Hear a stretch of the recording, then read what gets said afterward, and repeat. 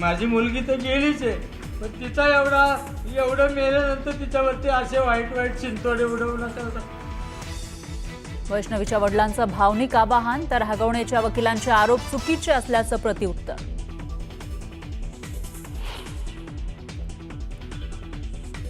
MG hectare car book केलेली, हगवणेंनी बाद घातला म्हणून फॉर्च्युनर घेतली. वैष्णवीच्या वडिलांची माहिती तर जावयाला दिलेल्या 1.5 लाखाच्या मोबाईलचं बिलही दाखवलं.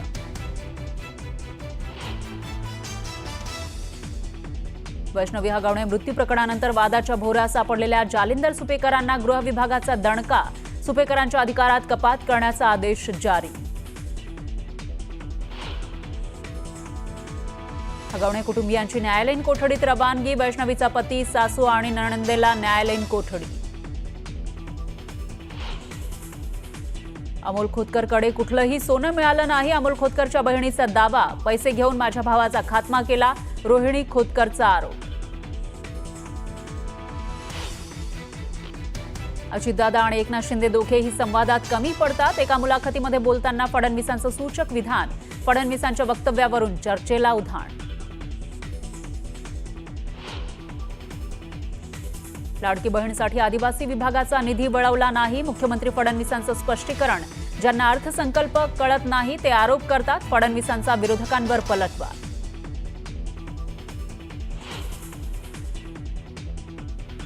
स्टँडअप कॉमेडियन कुणाल कामराचा मुख्यमंत्र्यांना टोमणा. माझ्याकडे दुर्लक्ष केलं बरं, शिंदेंनाही दुर्लक्ष करायला सांगा. कुणाल कामराची पोस्ट. मिठी नदी प्रकल्पात कथित 65 कोटींचा घोटाळा प्रकरणी अभिनेता दिनो मोरिया आणि भावाची सलग तिसऱ्यांदा चौकशी. केतन कदम, जय जोशींच्या कॉल रेकॉर्डमधून मोरियाचं नाव उघड.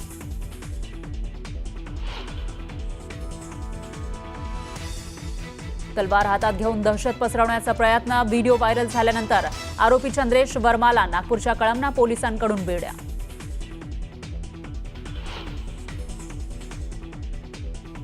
पंतप्रधान मोदी बिहारच्या दौऱ्यावर. पाटण्यात रोड शो मध्ये फुलांचा वर्षाव. वैष्णवी हगवणे जिचा हुंड्यासाठी बळी गेलेला आहे, तिने आत्महत्या केली आणि त्यानंतर तिच्या सासरच्यांना अटक करण्यात आली. पण सासरच्यांकडून आता वैष्णवीचं कॅरेक्टर असॅसिनेशन केलं जात आहे. ती कशा पद्धतीची होती, कोणाशी चॅट करत होती, हे सगळं सांगितलं जात आहे. मात्र याच्यामध्ये तिनं जी आत्महत्या केलेली आहे त्यासाठी जबाबदार कोण, हा प्रश्न मागे तर पडला नाही ना, हा सवाल उपस्थित होतोय. पाहूयात त्याविषयीच्या काही महत्त्वाच्या बातम्या. माझी मुलगी तर गेलीच आहे, एवढं मेल्यानंतर तिच्यावरती असे वाईट वाईट चिंतोडे उडवू नका. मी त्यांना मोबाईल त्यांच्या मागणीनुसार दिलेला आहे आणि त्याचे जे EMI आहेत, मी आजही हप्ते भरतो, त्याचे EMI भरतो आहे. MG हेक्टर बुक केली, त्यांनी माझ्याशी वादावादी केली, वादावादी चांगलीच केली. मला त्यावेळेस असं बोलले की ही जर गाडी दिली तर मी ती गाडी सोडून देईल, नाही तर तिथं पेटून देईल. माझ्याकडे ह्याची मागणी, सोन्याची मागणी, गाडीची मागणी, चांदीच्या ताटाची मागणी, गौरीची मागणी, अधिक महिन्यात जावायला चांदीचंच ताट पाहिजे. निलेश चव्हाण सुद्धा या ताटात सामील आहे असं मी ठामपणे सांगतो. त्या मामाच्या जीवावरती आम्ही काहीही करू शकतो असे शशांक हगवणे माझ्या घरी येऊन 2 कोटी रुपये दिले नाही म्हणून मला धमकी देऊन गेलेले. वैष्णवी हगवणेला हुंड्यासाठी सासरच्यांनी हाल करून मारलं. मात्र आता मृत्यूनंतर सुद्धा तिचा छळ सुरूच आहे. काल हगवण्यांच्या वकिलांनी खळबळजनक दावे करत वैष्णवीच्या चारित्र्यावरच शंका उपस्थित केली. वैष्णवीच्या वडिलांनी पत्रकार परिषद घेऊन हे सर्व आरोप फेटाळले. माझी मुलगी गेली, आता तिच्या चारित्र्यावर शिंतोडे ओढवू नका, असं आवाहन कसपटेंनी वकिलांना केलंय. हे सांगत असतानाच वैष्णवीच्या वडिलांनी हगवणेंनी त्यांना किती लुटलं याचे पुरावेही दिले. हगवणे कुटुंबाकडे 5 कोटी रुपयांच्या कार असल्याचा दावा त्यांच्या वकिलांनी केला होता. हा दावा कसपटेंनी फेटाळून लावला. त्यामुळे लुटारू हगवण्यांचा खरा चेहरा पुन्हा एकदा समोर आला.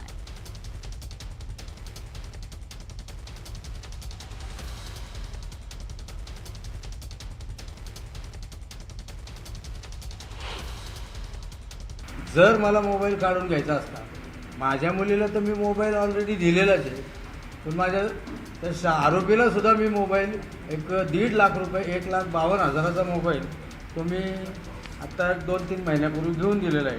तुमची मागणीनुसार त्या- तुम्ही दिला की त्यांनी मागितला? नाही त्यांनी मागितला. माझी मुली इथं असतं, माझी मुलगी माझ्या घरी होती. घरी असताना वाकडच्या क्रोमोमध्ये ते आले. वाकडच्या क्रोमोमध्ये माझ्या मुलीला इथनं बोलून घेतलं. 18/9/2024ला मी त्यांना मोबाईल त्यांच्या मागणीनुसार दिलेला आहे आणि त्याचे जे EMI आहेत मी आजही हप्ते भरतो, त्याचे EMI भरतो आहे. ते बँकेचं स्टेटमेंटवरती तुमच्याही लक्षात येईल आणि वकील साहेबांनी त्याचं स्टेटमेंट काढून घ्या. तर मी 5 कोटीच्या गाड्या आहेत त्यांच्याकडे म्हणतात, तर मी ही MG ॲक्टर गाडी बुक केलेली आहे. फॉर्च्युनर गाडी घ्यायच्या आधी ही MG ॲक्टर गाडी वाकड हायवे रोडला शोरूमला बुक केली. 50,000 रुपये डिपॉझिट केले. त्याचे महिन्यानंतर लग्न आल्यानंतर त्याचे रिफंड पण माझ्या अकाउंटला आले. तर ही त्याची रिसिप्ट. MG ॲक्टर बुक केली. त्यांनी माझ्याशी वादावादी केली. वादावादी चांगलीच केली.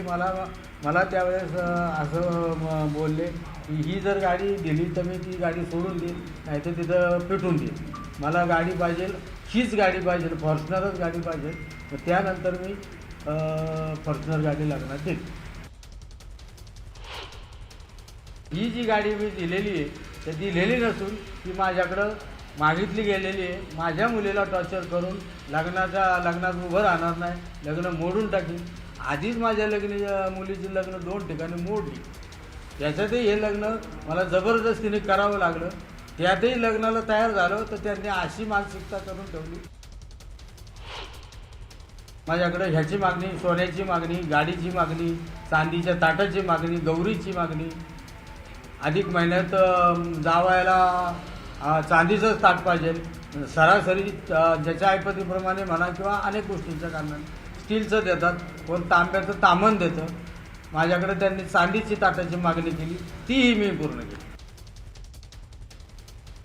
तर हगवण्यांच्या वकिलांनी वैष्णवीच्या चारित्र्यावर संशय घेतल्यानं वैष्णवीच्या वडिलांच्या डोळ्यात पाणी आलं. की तिच्या मोबाईलमध्ये आम्हाला आक्षेपार्ह गोष्टी सापडत आहेत, त्याच्यामुळेच तिचा आणि आमच्यामध्ये वाद होत होते. ह्याबद्दल त्यांना आम्ही जाणीव करून दिलेली होती. तिच्या आईवडिलांनी ते मोबाईल तिच्याकडनं काढून घेतलेले होते. त्या मोबाईलमधली जी काय चॅटिंग आहे ती आम्ही सुरक्षित ठिकाणी ठेवलेली आहे. योग्य वेळ आल्यानंतर आम्ही ती चॅटिंग कोर्टासमोर देणार आहोत. त्या व्यक्ती ज्याच्याबरोबर ती काय चॅटिंग करत होती त्या चॅटिंगमधनं काही वाद निर्माण झाला का, त्या वादातनं तात्कालिक कारण निर्माण झालं का आणि तिने हा आत्महत्येचं पाऊल उचललं का हे शोधणं गरजेचं आहे, असा युक्तिवाद आहे. त्यामुळं कुणाच्याही कॅरेक्टरबद्दल आम्ही काय बोललेलो नाही. वकील साहेबांना मला कालच्या याच्यावरून एकच सांगायचे की साहेब तुम्ही सुज्ञ आहात, तुम्हाला पण मुलं बाळा असतील. एखाद्याच्या असहाय्य मुलीवरती, तिथं माझी मुलगी गेलीच आहे, माझी मुलगी तर गेलीच आहे, पण तिचा एवढं मेल्यानंतर तिच्यावरती असे वाईट चिंतोडे उडवू नका. तुम्हालाही मुलं असतील, मुली असतील नसतील, पण तुम्ही अशा एखाद्या लेकराचं हे नका करू. नाही, त्याची कल्पना पुसटची दिली नाही आणि त्याच्या कल्पना दिलेली नाही आणि त्या विषयावरती कुठलं भाष्यही झालं नाही. हे मोबाईलचं चॅटिंगच्या बाबतीत तुम्ही त्यांनी सरळ माझ्या चारित्र्यावरती संशय घेतलेला आहे. त्यांनी केलेलं कृत्य आणि माझ्या मुलीचा घेतलेला बळी याला कुठंतरी त्यांना वेगळी कलाटणी द्यायची आणि तो गुन्हा लपवायचा आहे, म्हणून त्यांनी हे असं वक्तव्य केलेलं आहे. हगवण्यांचे वकील विपुल दुशिंग यांनी कोर्टामध्ये केलेल्या युक्तिवादावर अंजली दमानिया यांनी संताप व्यक्त केला. पुणे बार असोसिएशनला हात जोडून विनंती आहे की त्यांनी या माणसाची सनद रद्द करावी, असं दमानियांनी म्हटलंय. काल ज्या पद्धतीने ते वैष्णवीबद्दल बोलले, इतके की काल रात्रीपासून वैष्णवीच्या वडिलांचे, काकांचे, सगळ्यांचे फोन आले. ते इतके हतबल झालेत की आणि हेच करण्याचा त्यांचा उद्देश होता. म्हणून मी असं ठरवलं की आता यांच्या प्रत्येक प्रकरणाचा मी केस काढणार आहे. आणि खरं तर मला वाटतं सुप्रिया सुळे म्हणाल्या होत्या की खरं तर कुठल्याही वकिलांनी यांची केस हगवण्यांची लढली नाही पाहिजे. असं असताना हे कोण आहेत हे वकील, त्यांची म्हणून मी तुम्हाला अख्खी कुंडली दिली. अजून मी खोदून देईन आणि अशा वकिलांची सनद रद्द झाली पाहिजे अशीच माझी मागणी आहे. तर हगवण्यांकडे 5 कोटींच्या कार आहेत, ते 40 लाखांच्या कारसाठी वैष्णवीचा छळ का करतील असा सवाल हगवण्यांच्या वकिलांनी काल केलेला होता. हगवण्यांकडे खरंच 5 कोटींच्या गाड्या आहेत का ते आपण बघूयात ग्राफिक्सच्या माध्यमातून. तर राजेंद्र हगवणे यांच्याकडे 30 लाखांची एक कार आहे, जिचे मालक हे राजेंद्र हगवणे आहेत.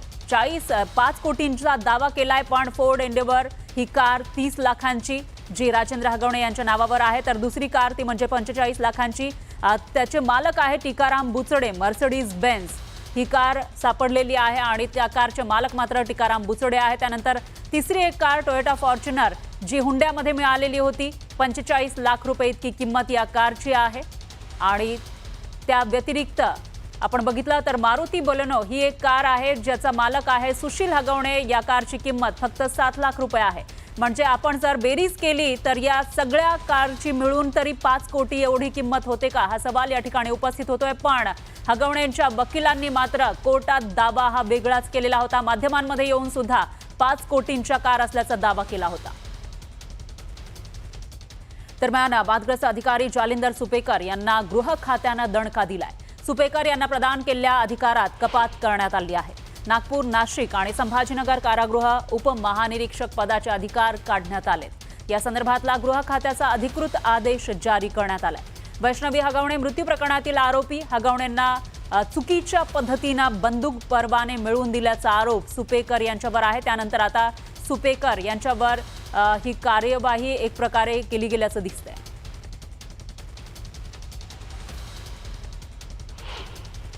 सुपेकर आमचा यांचा काही संबंध नाही. त्यांचे मामा आहेत हे आम्हाला सांगितलं गेलं आणि त्या मामाच्या जीवावरती आम्ही काहीही करू शकतो असे शशांक हगवणे माझ्या घरी येऊन 2 कोटी रुपये दिले नाही म्हणून मला धमकी देऊन गेलेले. तर आता या प्रकरणामध्ये आणखी काय काय समोर येतं, कशा पद्धतीनं कारवाई होते, पोलीस तपासातून नेमकं काय समोर येतं ते बघावं लागेल. याविषयीची अपडेट आपण घेत राहणार आहोत. दरम्यान